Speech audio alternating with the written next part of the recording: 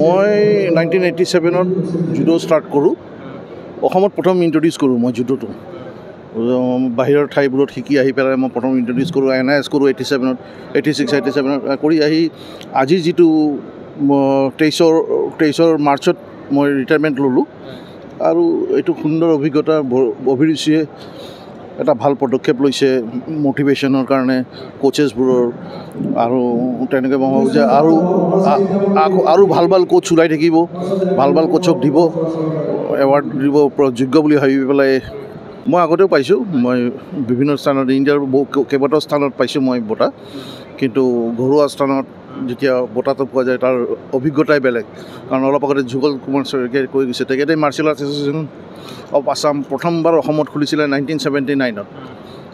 আৰু তেখেতে ক'লেই নহয় তেখেতে বহুত এৱাৰ্ড পাইছে বাহিৰত কিন্তু নিজৰ ঘৰত পোৱা এৱাৰ্ডটোৰ কথাই সুকীয়া